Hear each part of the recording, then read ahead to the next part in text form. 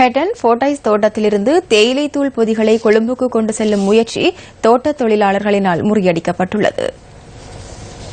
கூட்டு உடன்படிக்கையில் கைச்சாத்திடப்பட்டுள்ள விதிமுறைகளை மீறி ஃபோர்டைஸ் தோட்ட நிர்வாகம் செயற்படுவதாக தெரிவித்தே தொழிலாளர்கள் இவ்வாறு செயற்பட்டதாக எமது செய்தியாளர் குறிப்பிட்டார். ஃபோர்டைஸ் தோட்ட நிர்வாகத்தின் செயல்பாட்டுக்கு எதிர்ப்பு தெரிவித்தே இன்று முற்பகல் இந்த நடவடிக்கை முன்னெடுக்கப்பட்டுள்ளது. கூட்டு ஒப்பந்தத்தின் அடிப்படையில் கொடுப்பனவுகள் வழங்கப்படுவதில்லை என ஃபோர்டைஸ் தோட்ட மக்கள் குறிப்பிட்டுள்ளனர். 16 கிலோவுக்கு தான் பேருன்னு சொல்லியிருக்காங்க. ஆனா எங்களுக்கு எங்க கம்பெனி 15 கிலோ எடுத்தா தான் பேர் போடுது. ஆம்பளாளுக்கு 14 கிலோ, ஆனா அவங்களும் 12 கிலோ தான் எடுக்கணும். 35 ரூபாய்க்கு எங்க குழந்தை கொண்டு போய் விற்கிறாங்க. ஆனா எங்களுக்கு 1.5 பேர் இல்ல.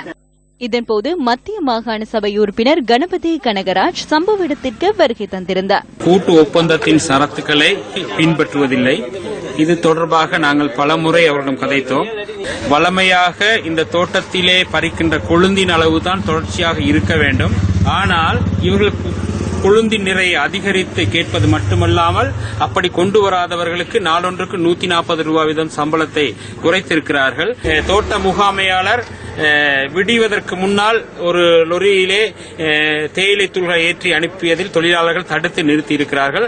அது சம்பந்தமாக இப்ப தொழிலாளர் கோரிக்கை என்னவென்றால் உடனடியாக கம்பெனி எங்களோடு பேசி இருக்கின்ற பிரச்சனைகளை தீர்த்து வைக்க வேண்டும் என்ற கோரிக்கையை முன்வைத்திருக்கிறார்கள்.